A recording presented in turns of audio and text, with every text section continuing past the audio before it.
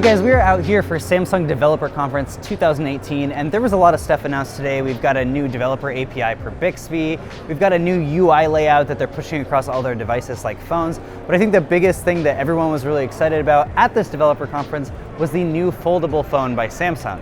Now, Samsung had the phone in a specialized container, so they didn't really want to show off exactly what the foldable phone was going to look like, but they showed off kind of the possibilities that it was actually going to enable. So for example, this phone is going to fold out to be a 7.3-inch AMOLED display, which basically gives you a tablet after you fold it out. So you use it as a phone form first, and then you can just kind of fold it out into a tablet whenever you feel like.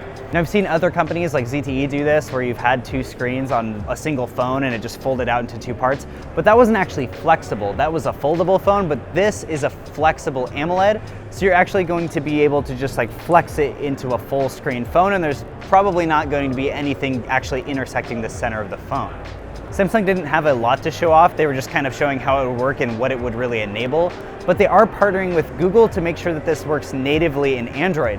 So this was actually just announced today as well at Google's separate developer conference that's going on, but effectively Android is going to support these flexible displays natively now. So Samsung doesn't even have to do that much work. They're working directly with Google, so other manufacturers can probably do this as well. And we're not really totally sure if flexible displays are going to take off, but it's a pretty cool concept. I think a lot of people like the idea of being able to have a smaller phone in their pocket, and then when they want to actually watch that content or respond to messages or maybe turn this into like a mini little laptop, they can then just fold it out, get out their keyboard, get out their mouse, and start working.